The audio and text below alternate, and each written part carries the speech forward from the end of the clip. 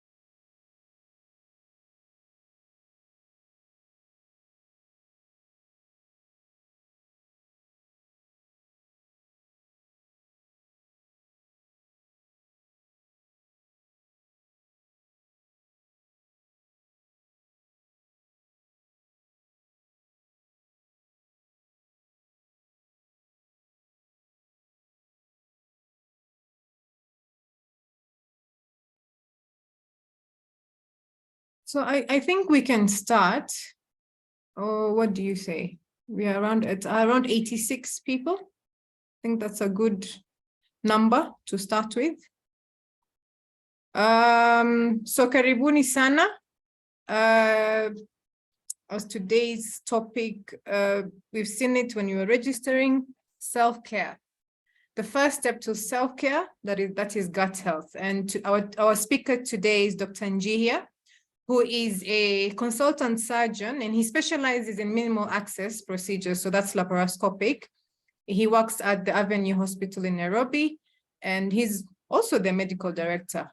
He also happens to be a wellness coach. He's a fully certified wellness coach.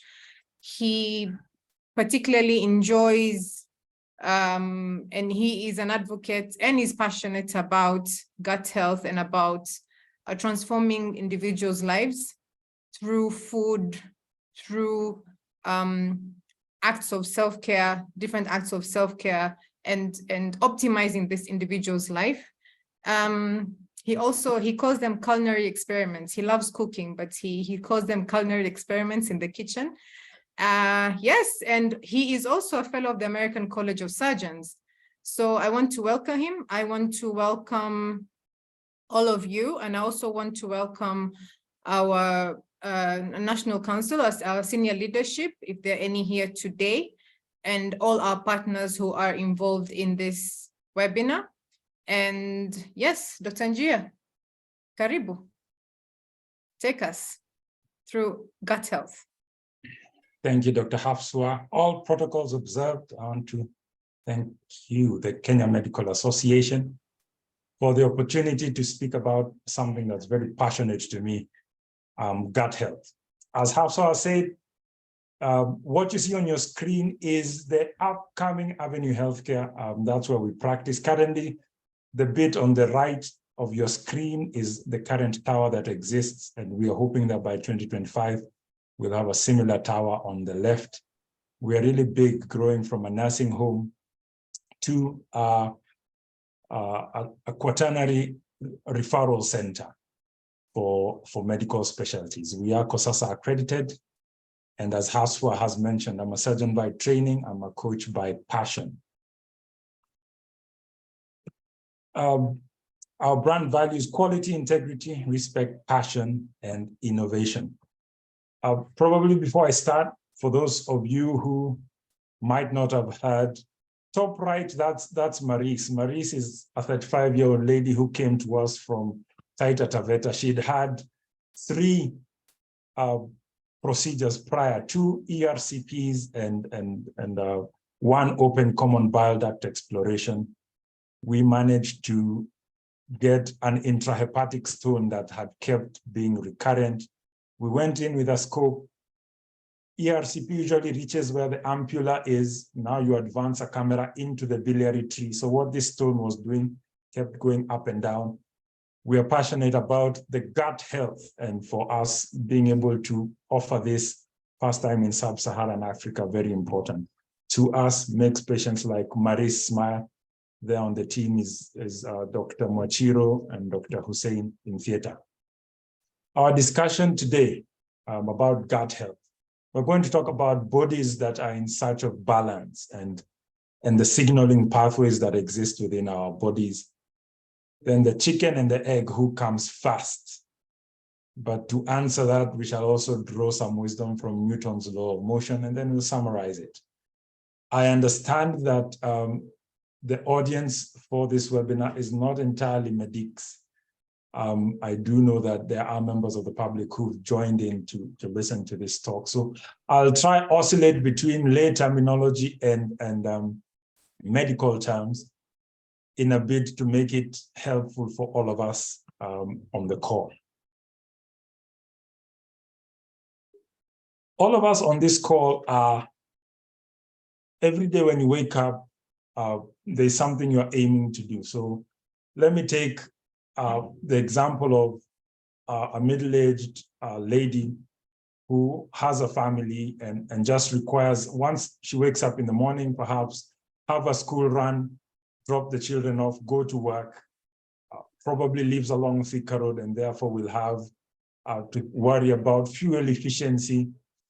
And then by the end of the day, go back home, again, battling against traffic. So top of mind for this lady would be, I need a vehicle that allows me on a day-to-day basis to be able to do that routine that I'm doing, wake up, take children to school, go to work, come back. I need to be fuel efficient. So perhaps a hybrid like a Honda comes into play. And then over the weekend, if I need to shop, also enough luggage to carry my shopping. So vessels are function. So if that same lady wants to venture into a side hustle where she's saying, oh, you know, I grew up in the farm, I need something that allows me to till the land, the Honda wouldn't work for her. So she'll likely say, okay, I'm going to invest in a Massey Ferguson and I'm going to get it. So think about it, the Honda probably goes with petrol, goes also with hybrid, so might have some electric charge going on. But the tractor uses diesel.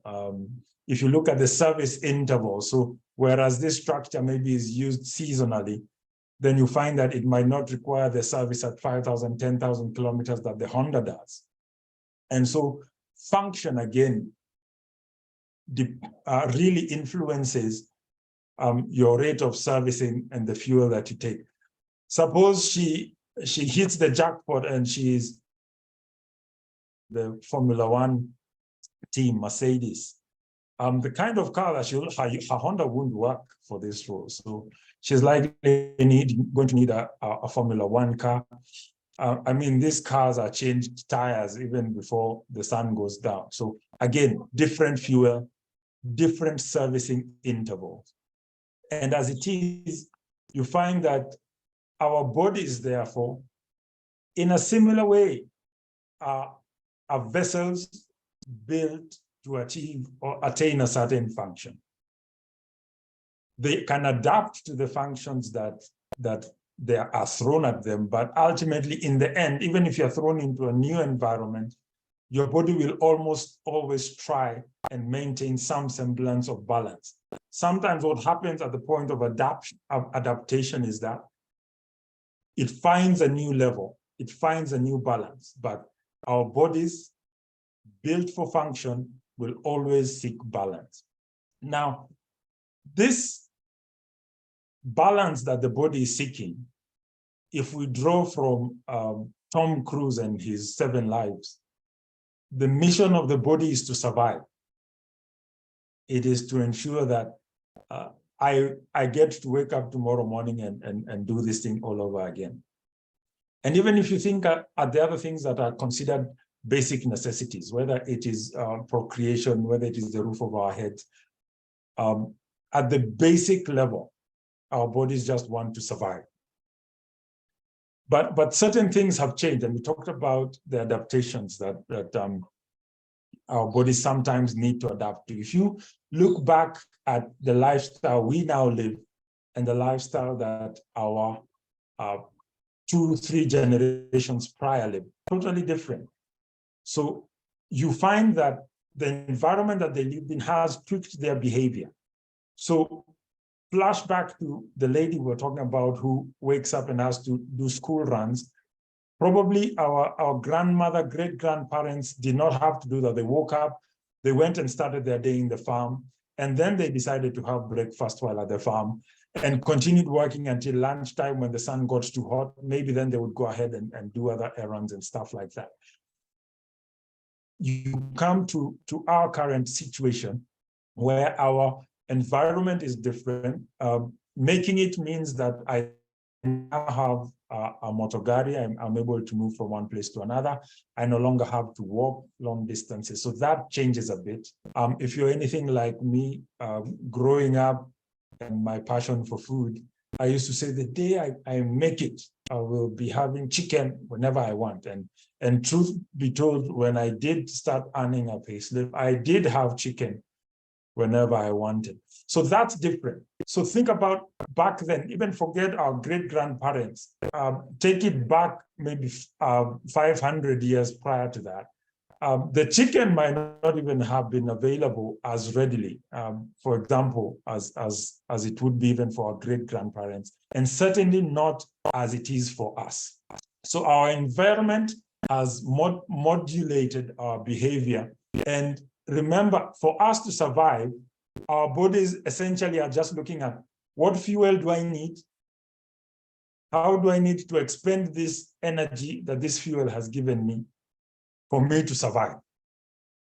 And so even as it looks at its checkbox of how do I expend this energy, there's basal metabolism rate, that which I burn at rest. So resting energy expenditure, thermogenesis, looking at the different fats. So we know that we have brown fat and white fat. Brown fat is thermogenic, so it exudes heat, and that can be turned on by exercise. So thermogenesis also happens at rest, not exactly basal metabolism, but thermogenic energy expenditure. And then there's activity, that which I expend by moving up and down.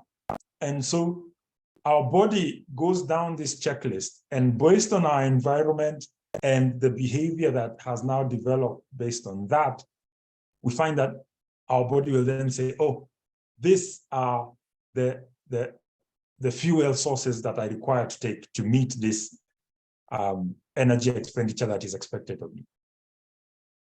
Enter the pathway through which we take in our energy. So what are the determinants for what we take in? Various influences, environment. It is more likely that if in your office setting you have donuts rather than apples, that you're going to eat donuts, because seafood, what you see is what you eat. If you do not pack lunch and you depend on what the office guys are saying, let's go and eat kuku choma, you'll probably go and have that. So your environment determines quite a bit about what you take in. Other aspects such as lifestyle. So when you get stressed, for example, there are certain pathways that get activated and you're like, I feel like I need chocolate. And if you look back, you probably have an emotional linkage to that chocolate. But because that is how your body, stress equals, I need chocolate. So you default to that. But our body has different things. So if you look at what is the hormonal interplay, so there are those things that are, those hormones that are activated when we eat, or even before we eat, that tell our body we are going through periods of uncertainty. We need to retain water. We need to retain all the fuel sources.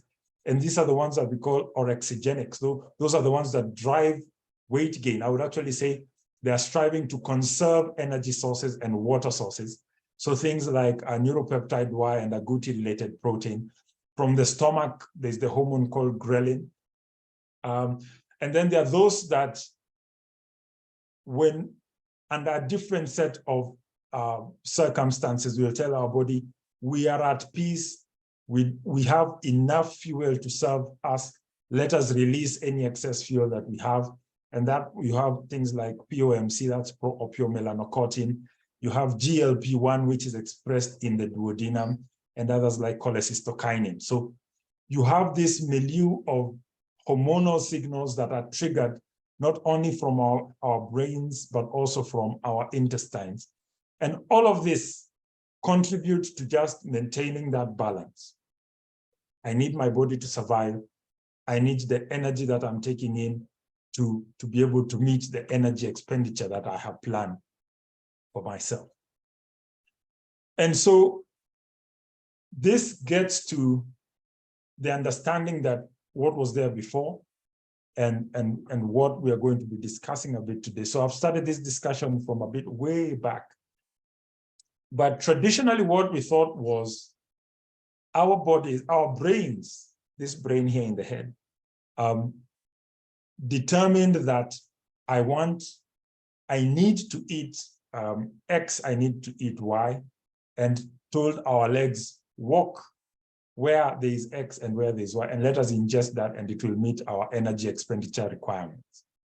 And for those of us who have medical background, you'll know that the vagus nerve, cranial nerve number 10, is the one that mediates the discussion between the brain and a lot of our intestines, our gut. So everything from the food pipe, the esophagus, stomach, small intestine, which is the duodenum, jejunum, and ileum, and then goes all the way to the large intestines and to the anus, where we expel these things. So previously, we just thought our brain tells us what to eat, we go ahead, get it, that food goes down, our body extracts the nutrients that it wants, and our brain will say, for example, we are low on this, so we need to take this. For example, think about thirst. Our brain internalizes the inputs from different sensors in the body and says, we are thirsty, we are dehydrated, so go and get water. And so we thought that once we've done that, and our body has taken the nutrients or the hydration that it requires, it just feeds back to the brain and says, oh, we are okay, stop chewing, stop eating, and that's the end of that until the cycle repeats itself. And in this way, it meant that the food was coming in as a welcome guest, you know, coming in and, oh, I'm the government, I've been sent by the government, I'm here to solve all your issues. Okay, we've solved your issues, bye, see you later, alligator. What is emerging though is that where we have been sending the government, which is the food or the fuel that we're sending in, kuna wenyeji. So similar to, you know, the way we have those who came to the African continent and said, we have discovered Lake Victoria, and we are naming it as such. We have discovered Mount Kenya. And yet there are people who are living there who had already discovered it and already called it names. Similarly, the gut already had the members who are the natives, and that's the bacteria. And what had happened before is that we thought this bacteria, in fact, initially we thought the bacteria come in after the food has already gotten there and broken down. And as part of decomposition, the food also comes with its own bacteria because it's from outside and helps break it down. So the bacteria is just there to break down stuff, the food that we are taking in and help that decomposition process. Then we discover that's not it, that there are actually bacteria that are there. Then we say, okay, it's fine. These bacteria are just there hanging up about because it's a dirty environment and they really don't have much to do. We have actually discovered that the gut microbiome is actually the resident within the gut. They are the locals within the gut. And the messages that they send, once we've sent in the food, the emissary from the government come and save the day, it is the bacteria that determine the response that they will have to this policemen. Let me use that because that's something that's trending locally. So the food comes in, the gut bacteria gets to send back messages to government through breaking down the food that it has gotten. So we actually discovered that whereas we had thought that the brain sends messages down to the vagus, through the vagus nerve to the intestines, and the only feedback it gets is we are full and everything, we have realized that there's a lot of chemical signaling that goes back to the brain that actually has effects on the functioning of the brain.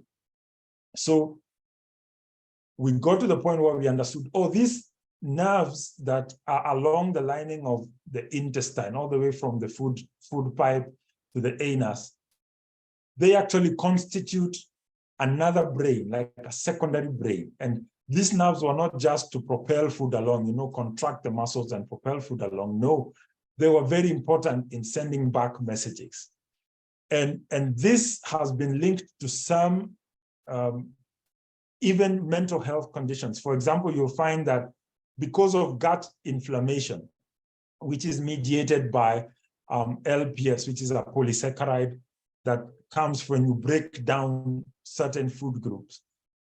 This information of inflammation is sent up through the vagus nerve and affects certain structures within the brain. So our brain is made up of the nerves, the neurons that conduct signals, but there's also supporting cells like astrocytes and microglia. So inflammation at the gut level is actually transmitted back to the brain and modulates the support cells and the neurons of the brain and influences them and actually causes disease. And this has been shown in certain conditions such as depression, anxiety, certain aspects of Alzheimer's disease, and also those who are on the autism spectrum. So this led people or scientists or those who've gone ahead of us to talk about gut health. And whereas the WHO will talk about overall health being not necessarily the absence of disease, gut health is defined as having a healthy gut microbiome and limited digestive symptoms. So what comes first? The chicken and egg dilemma. So is it that the symptoms that a lot of us might get in terms of indigestion, ulcers, or I'm feeling stressed, I get butterflies before exam and therefore I can't even eat, what sometimes we generally call dyspepsia, or mimi nakuanga na shida ya gastritis, mimi nakuanga na shida ya ulcers. Is it that the stress from our thoughts and everything that we're thinking about translates to a physiological response? Or is it possible that in being able to, or rather in what we have subjected our bodies to go through, in terms of the water that we drink, in terms of the food that we take, and then by extension now, in terms of the other environmental triggers that we've let seep into our lives, is it possible that if we were able to go back to the basics of adapting what we are taking in, would we be able to influence now even our mental health status? Because, for example, if you've had indigestion you know that there's this discomfiture. You are never at peace. You're never at rest, and that in itself, add that to a boss who's shouting down your ear, that could give you significant distress and could tilt you into either an anxiety state or a chronic state, stress state, even where it's not frankly meeting the criteria for mental health disorder. Perhaps there's an answer. If we ask, why do I eat? Is my health more determined by the bad stuff that I don't take or the good stuff that I do? And does it all matter? And probably I hope that by the end of this, we would have shed a bit of light on this. But here's where we now draw from Newton's first law of motion.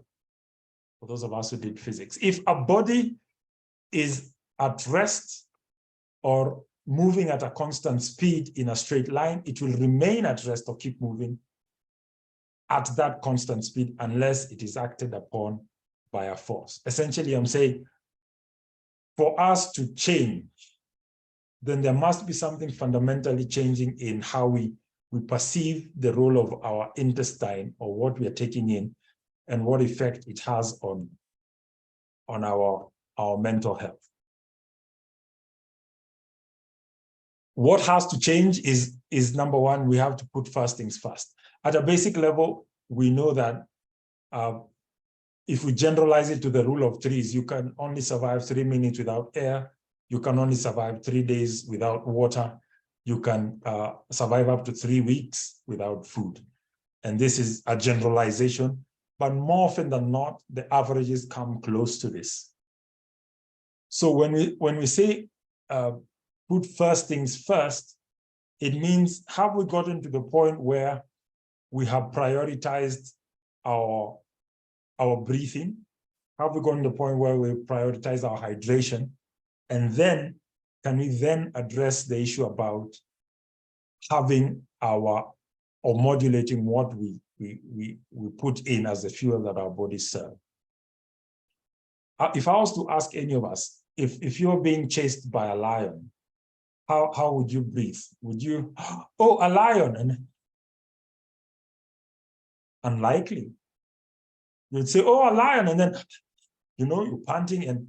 And so it has already been shown that shallow breathing, rapid shallow breathing, is associated with stress states. And for us, what we have naturalized at some point is that we have gone to the point where we wear a badge of honor about stress. And, oh, I'm working hard. I'm at work and it's 9 p.m. and I have a 4 a.m. meeting, and we glorify that and we wear that as a badge of honor. And what we end up not doing is we don't take enough time to just look at mundane things like our breathing. So the boss has sent an email and you're like, oh my gosh, and your heart rate picks up without even you knowing. And that translates also into rapid shallow breathing, and our bodies translate that into stress. And that has effects on our perceptions about what we need to eat. It induces in us feelings about hunger that is non-existent. And that in itself leads us more often than not in ingesting things that we're not meant to be taking. So some of what science advocates for us to do is to consider breathwork, and we'll get to this at some point. So second thing is hydration. For some of us, we have those nice sippy bottles that we walk around with, but many of us say, we wear it like a badge of honor. You say, I have a long loop of Henley, I don't need a lot of water. I can survive a long time without water. And I don't like water anyway because it makes me pee a lot. And so we have normalized not taking water. And believe it or not, we have not realized that this also affects our visits to the John. In fact, for us, what we do is we now have books in our lavatory, because we spend so much time in our lavatory. Part of it because we do not hydrate well enough. So there are several things that science shows that breathwork actually does help modulate things like blood glucose level, modulate things like blood pressure, and has been shown, for example, by the study by Fincham, that breathwork may be effective for improving stress and mental health. The studies that have been done based on meta-analysis are still demonstrating a bit of bias, but I can tell you quick things that you can start doing now.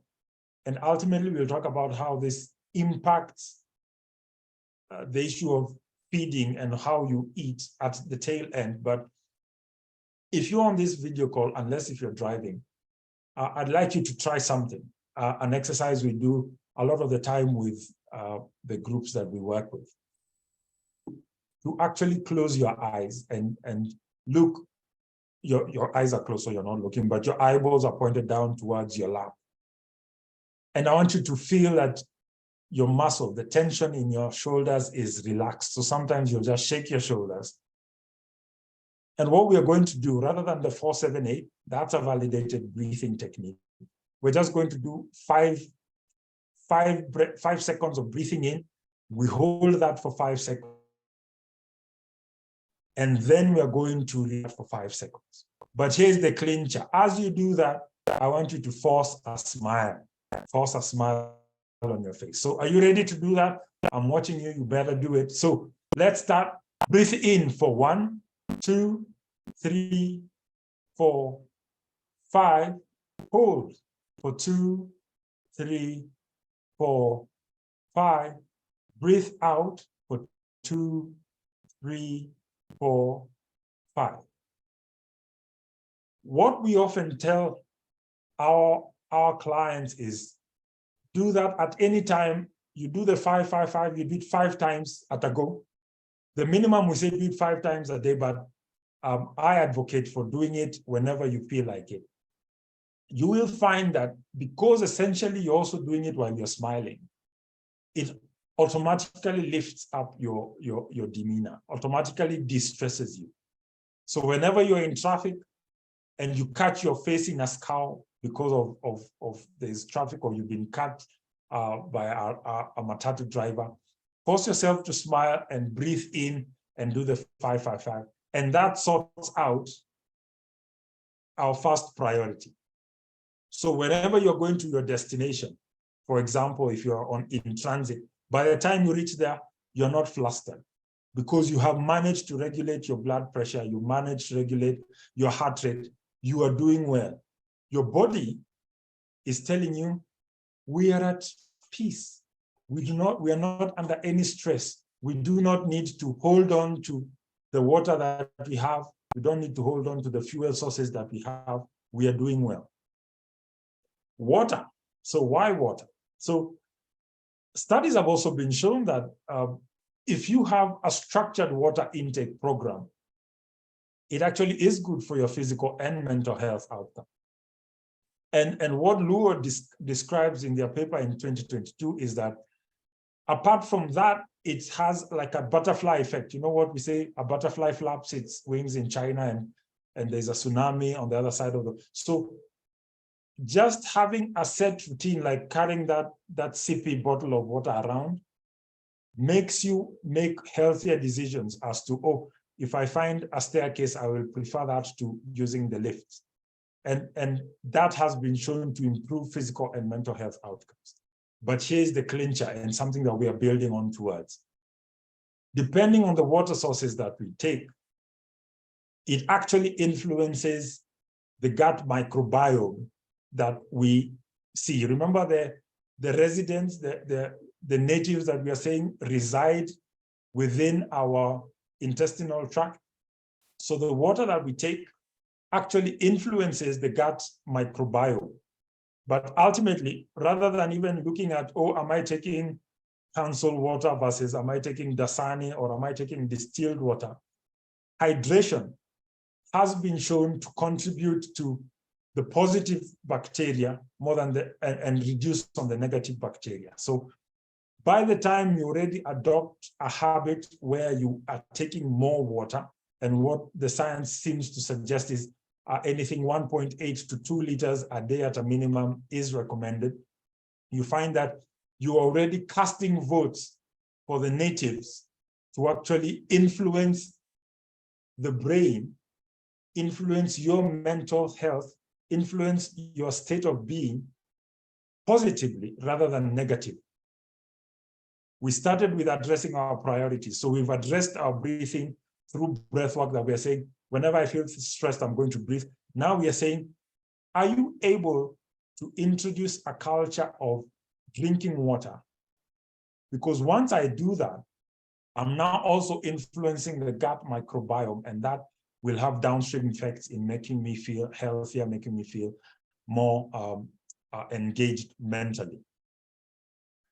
Then we get to the food. So we've, in addressing the priorities, we are now at food is what you can go 3 weeks without. But by the time you're determining, okay, now I need food, it is important to know that the diet rapidly and differentially affects the gut microbiome.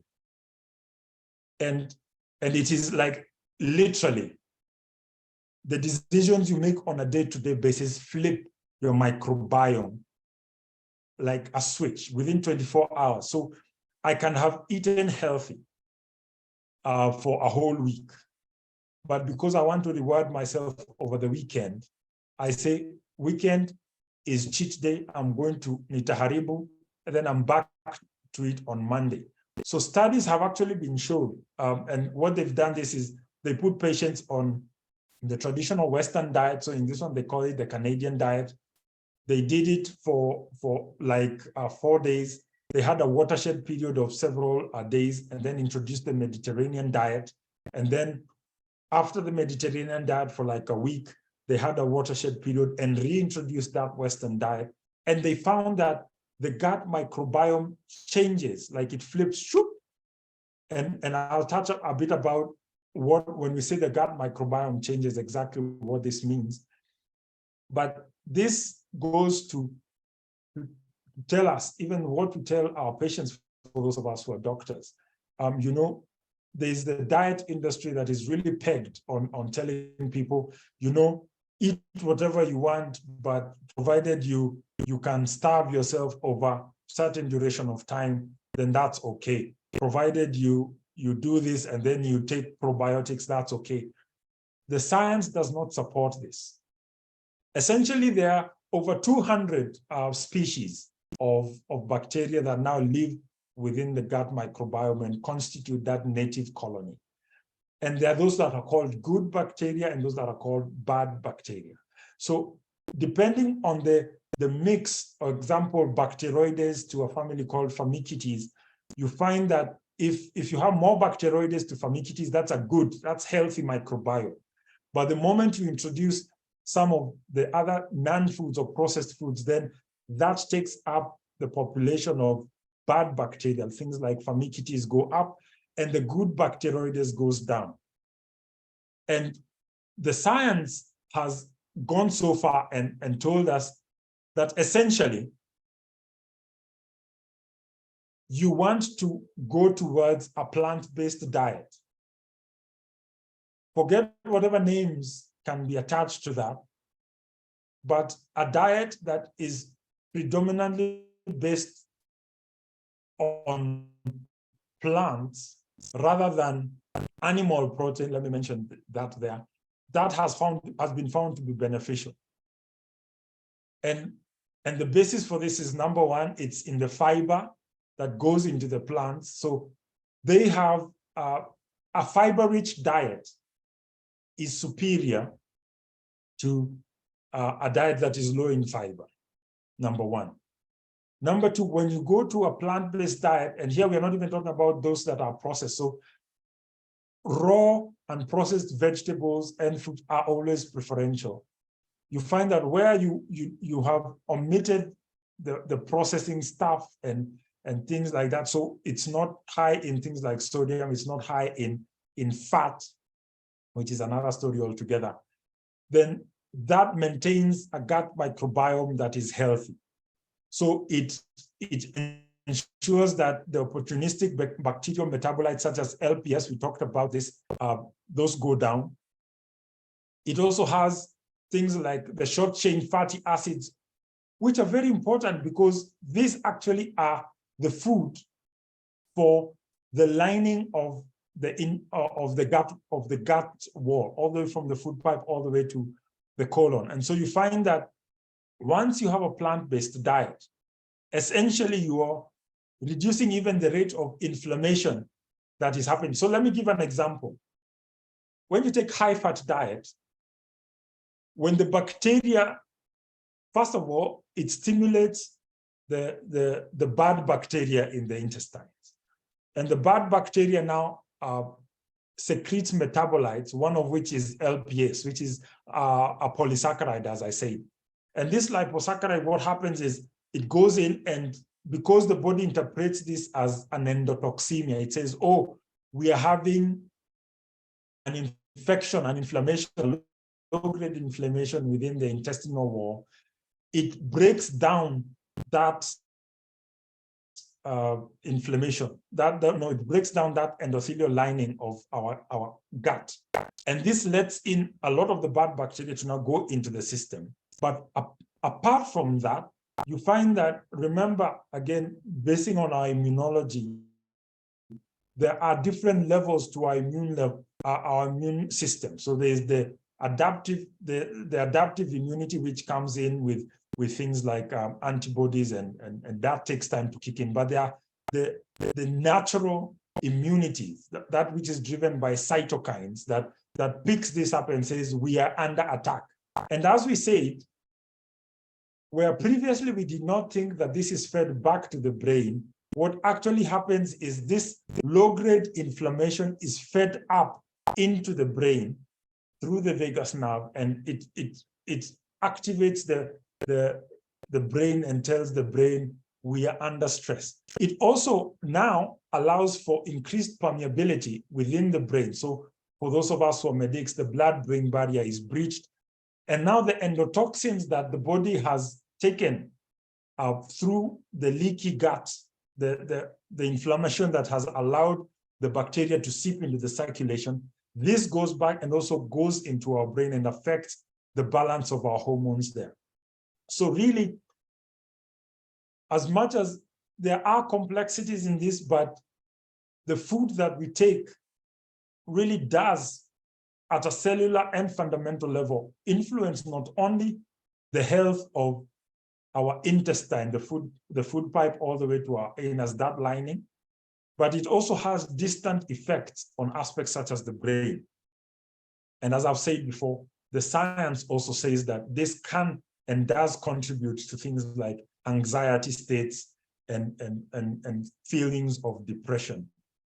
And so from our practice, I'll tell you this, for many patients who come to us and they have issues, and they have long-standing issues with, say, for example, gastritis, or I've always had gastritis, they always do H. pylori and find that there's nothing. When we do switch their diet to a plant-based diet, within 3 weeks, almost always, they get to the point where they no longer require medication to control their symptoms. And ultimately, what we are saying is that if we were able to fix our priorities, that we get to the point where we've done our breath work, and that has maintained our stress levels at a supratentorial level. We've now also fixed our hydration so that we're already tweaking our gut microbiota to tell us that we want the good bacteria more than the bad. And now we're also fixing the food, that then we are on our way to ensuring that we are living healthier lives. Chicken and egg story. So we still talk about food. And why I talked about water is because we like saying that there are 6 core human hungers. And the first primary hunger is thirst. And this comes because a lot of the food we used to eat, or those who came before us, a lot of the food they used to eat used to contain a lot of the water that they also would require. And so when we get thirsty, our bodies send receive an SMS from their prehistoric cellular, messengers. They're like, we are thirsty, find us some food. But remember what we talked about, because of our environment and what you didn't pack any lunch, what is available at work, probably there's a canteen and they sell biscuits. You say, okay, I'm hungry, I'm going to snack on some biscuits. All you've done is you've taken in pure dehydration. And that sends another message that says, we are still hungry, eat some more food. If you have addressed thirst under priority 2 and you've taken enough water, then you've already knocked out thirst as a hunger. Enter nutritional hunger. Nutritional hunger is a true hunger. For those of us, again, in health circles, you know about pica. So ladies who, for example, have very heavy menses and therefore lose a lot of iron, get to the point where if they're not ingesting enough iron from their diet, they will actually get to the point where they are eating soil and stones to get iron back. So nutritional hunger is a true hunger. But here's the clincher. You are able to get a vast amount of the nutrients that you require from a plant-based diet. Yes, I see people talking about vitamin B12, and we get to that. But a lot of what we would require would be able to be sourced from a predominantly plant-based diet. Remember, we are not saying do away with everything else. We're just saying predominantly plant-based. Third hunger is empty stomach hunger. Empty stomach is not a hunger, it's a perception. It's the perception that our stomach is empty, and it's usually what we wake up with in the morning after you have fasted. Maybe you ate dinner at 9 o'clock and 9 p.m. and you woke up at 7. That's already 8 to 9, 10 hours of not having anything. Your stomach is empty. But our current lifestyle has not taught us to appreciate empty stomach. We equal my stomach is empty to saying I am hungry. And so what do? We have breakfast even when we are not hungry. So something to think about. A big one for many is emotional hunger. We touched on it. I am stressed. I must need to eat. And so you eat, not because of anything, or the boss has moved up their deadline. I need chapati with a smoky, and you have that as a snack.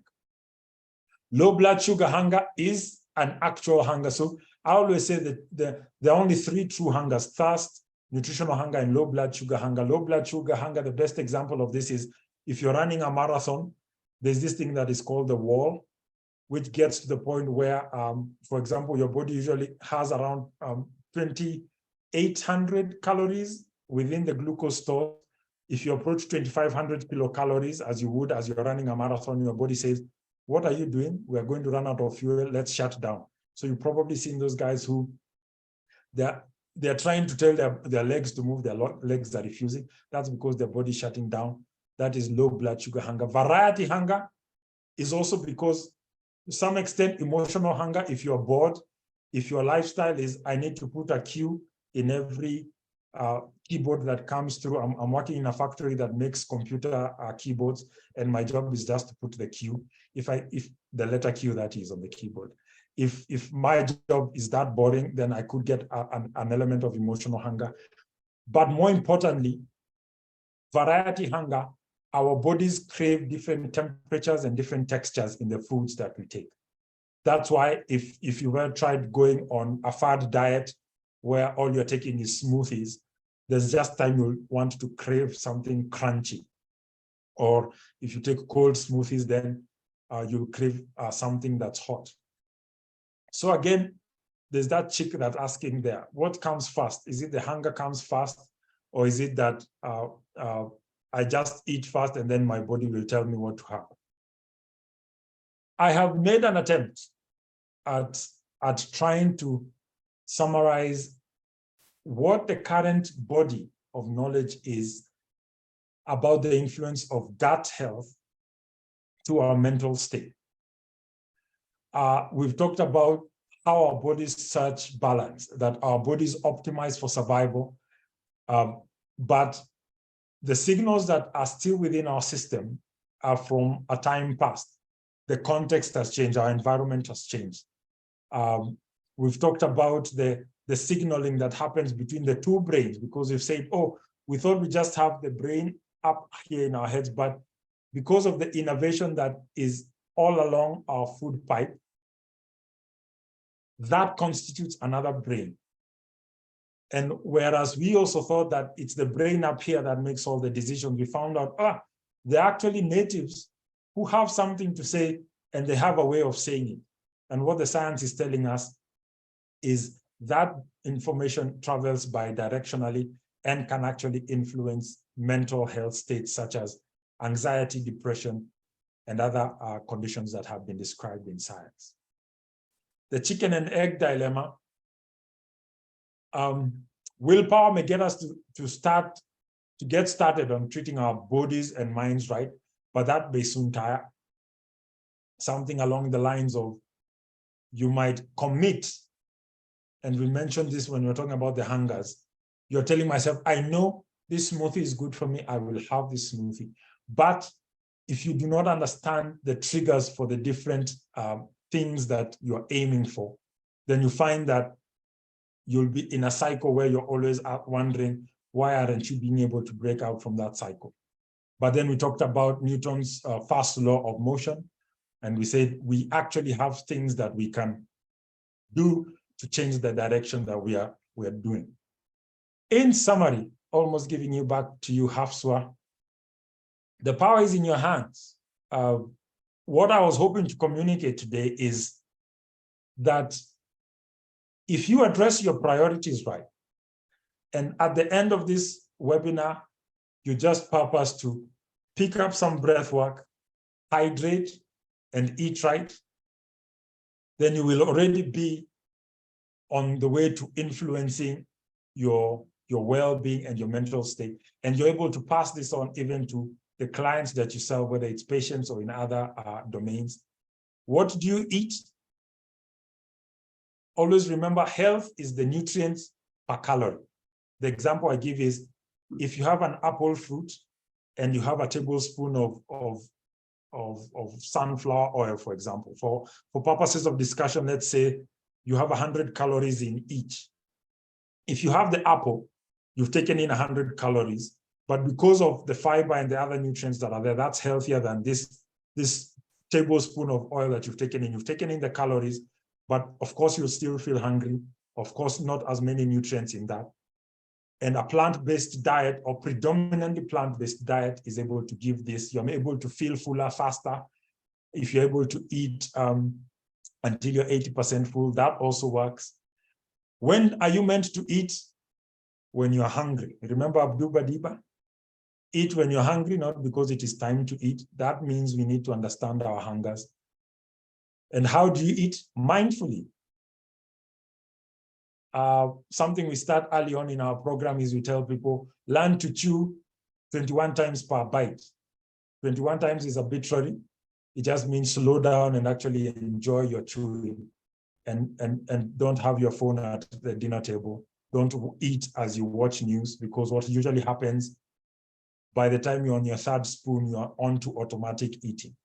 You don't even realize it when you are full. And by the time you've messed that up, you're bloated and you're hating yourself, and you're thinking, why do I always have to eat this way? And yes, there to start, it works. Irene from our program lost 35 kg just by changing her relationship with food.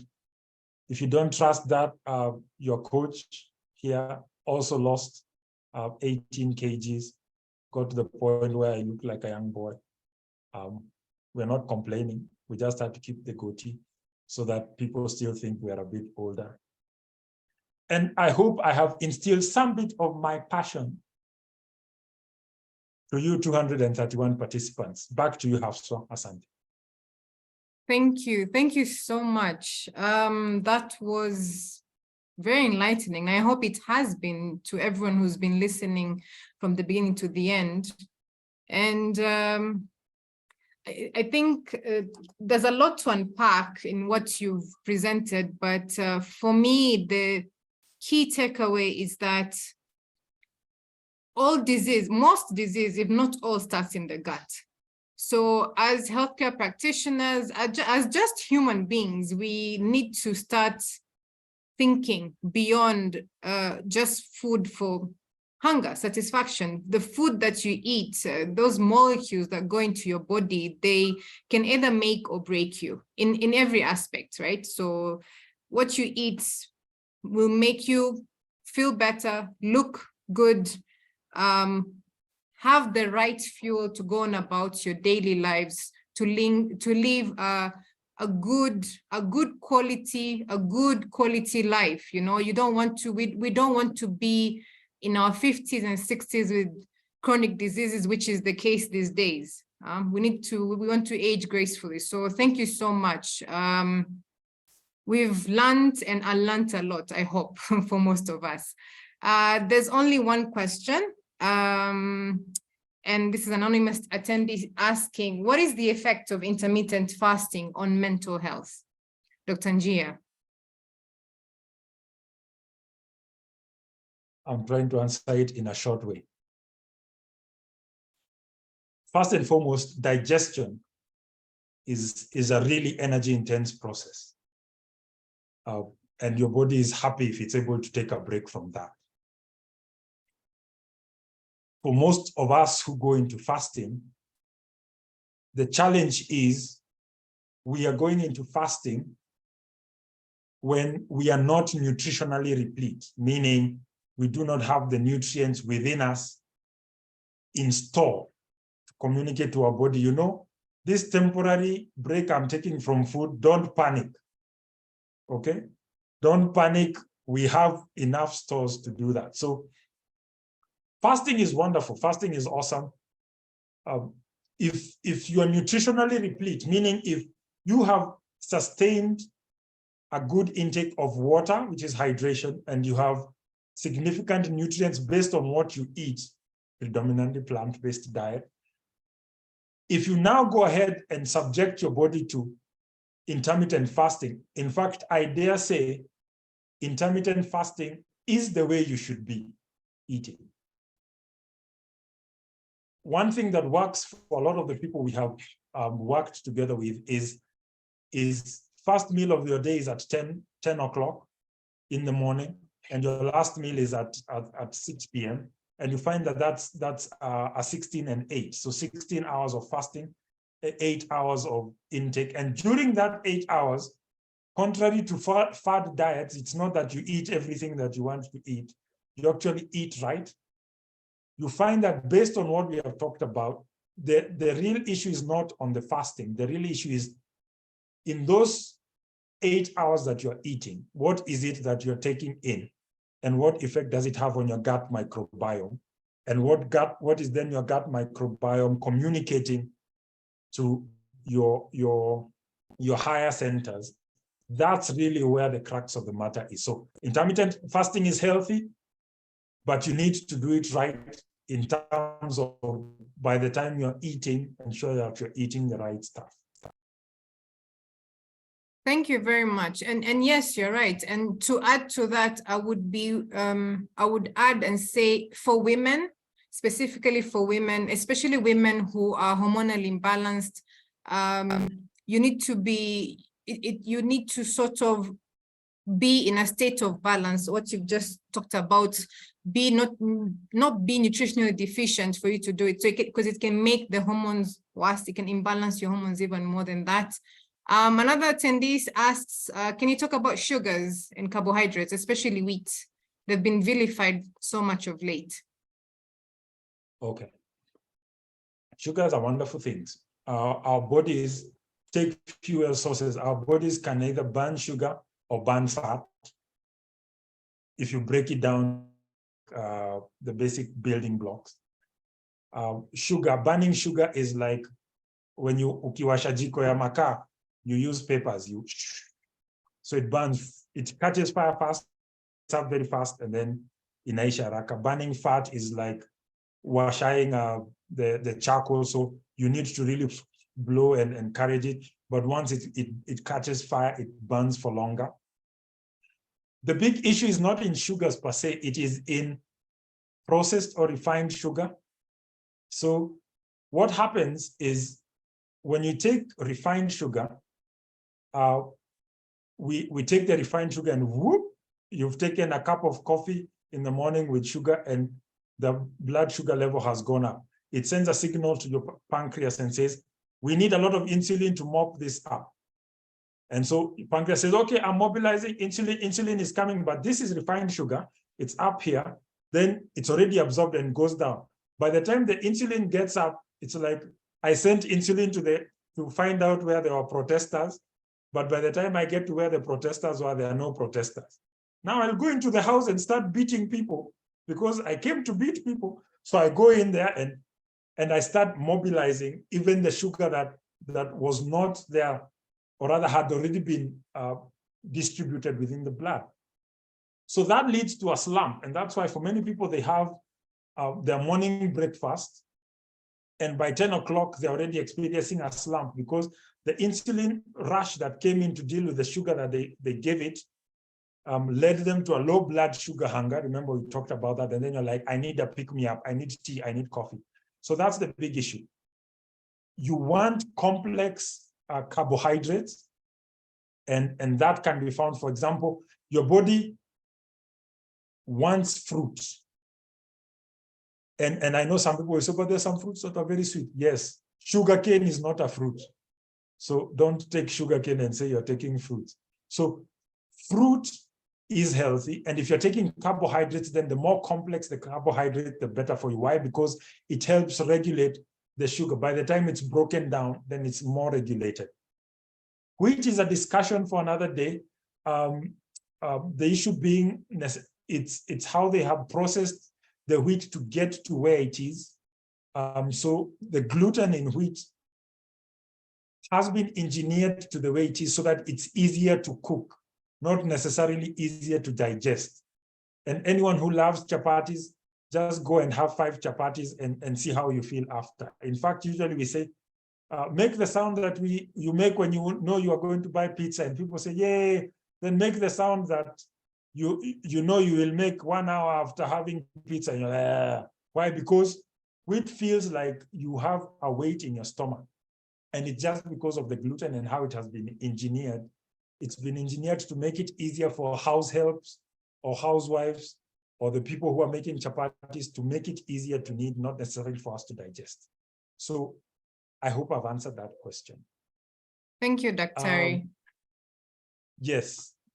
We have a question from one of this committee's members, the co-convener of this committee, Dr. Edith. I was even going to give a minute or so to say something, but since she's asked a question, we can try and answer this question. She's asks, please comment on the use of dairy products and wheat, which you've mentioned, but that's dairy products and wheat in relation to irritable bowel syndrome and practical dietary solutions to this to minimize the symptoms of IBS. So if you have IBS, short answer is omit dairy, omit wheat, as in just omit that. My thoughts on dairy, I can be stoned for this, is dairy is food. To get a calf to gain a certain number of kg within a certain amount of time. And we ingest that and we think that that's okay.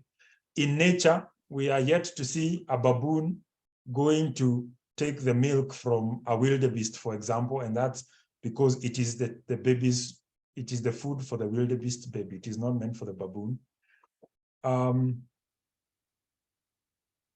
So dairy has the benefits that it can tout, and a lot of it, some people would talk about the issues such as calcium. I posit you can get your calcium from other sources, plant-based, and that would be okay. I would just say omit dairy because in my view, you are not meant to have to take dairy. Those of us who actually are lactose intolerant are happy at the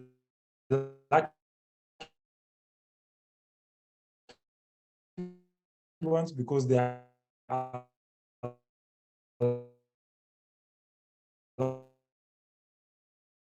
system still works because our system still in general are an interesting thing. Seeds in general again,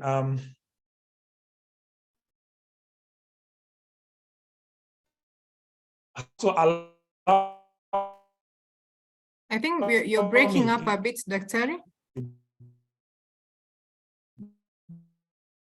There's a lot of this. If I don't, nature, am I back, Hafswa, or do I need to switch my net?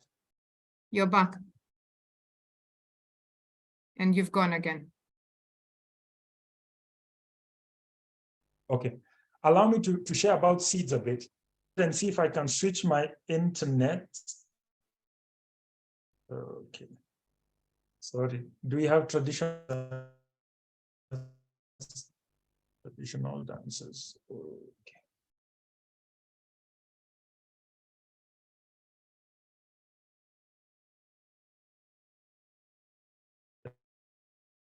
Let's see how this works.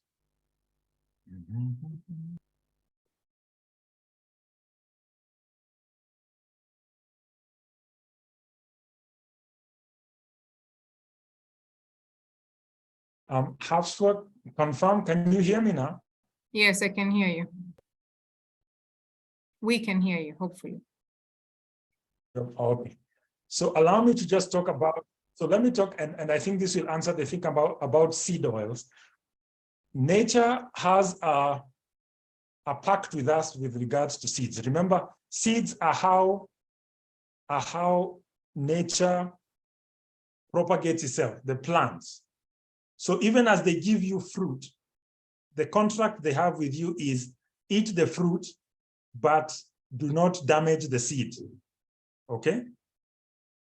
Why? Because nature says the seed is how I ensure I have propagated myself. So in talking about grain and seeds, you find that then the problem we do with grain is we go and grind this stuff. So you grind it down and we are breaking nature's pact with us. We are saying, you know what, you gave me this precious thing and I've crushed it. And nature doesn't like that. So what nature does is it ensures that the seed a lot of the time is covered in a protective layer. So there are various things that it could do, but for most seeds, it's covered in a protective layer. Think about this. When if you take an orange, if you ever bite into the seed, how bitter is that? And it is so that nature is sending you a message, never, ever, ever bite my orange seed again. So you can have the orange fruit, but for the seeds, spit them out. And I'm happy because then you'll have propagated me. So for grain, either one of the things you have to do is, even things like legumes, for those of us who say, oh, I struggle with beans, it's because we're breaking nature's pact. Beans are a superfood, but you have to take them well. You want to soak them and almost get to the point where they are sprouted, because then that deactivates some of the phytochemicals that nature had put in as a defense. As you go to sprout them, nature is like, oh, I'm germinating. Okay, pull down the defenses. And then you are like, haha, now I can boil you and I can make githeri. And you find that that makes it tolerable. But what do we do with things like wheat? We go and we grind it down. So I would say if you're thinking about incorporating grain, incorporate it whole. If you're doing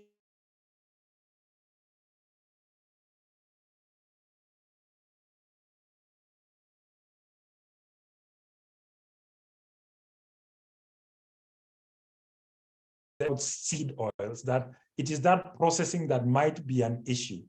And that's really the issue about grain. And I'm answering now the issue about IBS. I hope that's why you want to avoid wheat, because the problem is in the processing. Commercial supplements and multivitamins, I believe that if you have a right diet, you do not need supplementation and multivitamins. Nature gives you everything that you require. Ketogenesis and fasting, we are, again, this goes to the question about fasting. And also, in this case, you're fasting from carbohydrates. So we said it's the wrong question. The question is, am I nutritionally replete? Does my body have enough nutrients within it that I can take a break from carbohydrates? And your body is capable of actually surviving very well on just fat as a fuel source. Remember, we talked about the kuwasha jiko, the way the flame goes up, and that's sugar, and then charcoal is like fat and how it burns. So you would be able to survive a lot longer with just burning fat. But as with nature, nature never enforced us to have certain diets for eternity.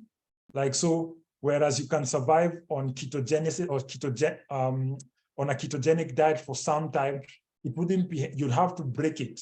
And even gaining fat at some seasons is important because fat is it loves toxins. So your body stores things in fat. And so you want to be able to burn that fat at some time, but also replace it with new fat stores. So a lot of people have vilified gaining weight and gaining fat, and it's not necessarily a bad thing. What is important is that we allow our bodies to cycle in from time to time. Ketogenesis is important. If weight release is important to you, then you must, as of necessity, go into caloric deficit. But remember, you can get your calories from, you can get your 100 kilocalories from spinach, or you can get 100 kilocalories from a burger.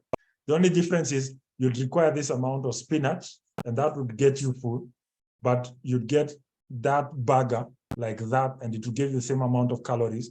You'll eat that burger and still be hungry. Whereas if you eat this amount of spinach, you'd be full, and you'll already gotten your calories, and therefore you'll not go into calorie, not deficit. What's the opposite of deficit?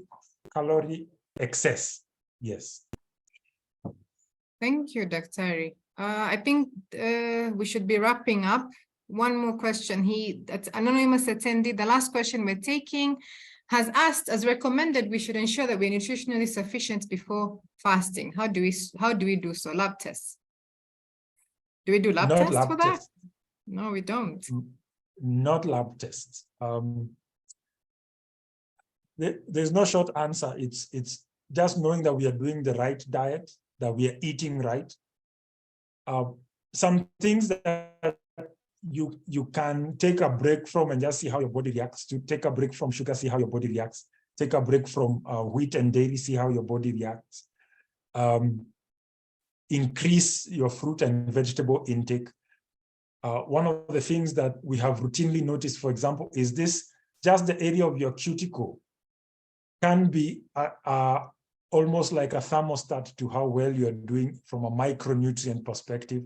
So one of the things we have noted from our cohorts is that when people go to for a manicure, literally people note and say, oh, your cuticles look so much healthier.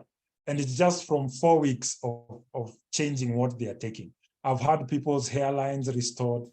I've had people get off prescription migraine medication. And this is, I mean, we're not even talking about the people who've gotten off diabetic medication and pressure medication. Guys, as Hafswa was saying, food is medicine, and you'll find that you will not require lab tests, you will not require supplements, and a lot of people will be out of work because we will be healthier for it. Yes, I think all of us need to, I think we need to start respecting our bodies, and we need to start being mindful and intentional. And if we sit down and reflect and we ask ourselves what we want, and we all have an idea of what, a general idea of what is healthy and what isn't. And Dr. Njia's number is right there, his contacts are there, and his email is there. If you feel like you need help in this area, please do the necessary. I think we will wrap this up. Thank you so much, Dr. Again, as I said, this has been enlightening. You've clarified a lot. We've learned a lot. And I think what we need to start doing is implementation. And I like your breathwork technique. I think I'm going to start doing that. It's so simple, but when you asked us to do it, you almost feel like a dopamine rush, you know, like it's, you feel energized, you know. I hope all of us got to experience that. Anyway, thank you so much for staying with us. 15 minutes past 8. I hope all of you have a good night. If you have any questions, you can direct it to KMA. This particular webinar will be posted to the KMA YouTube page, so check it out in the next 48 to, I would say 72 hours, but it should be up. Thank you so much, all of you. Thank you, Dr. so much. I see people, it seems like there should be a second, self-care part 2 to this. So we'll see how we can arrange that, isn't it, Dr. And sawa. Thank you all. Have a great evening. Mlale salama. I hope mshakula mwende kula sahi in front of your TVs.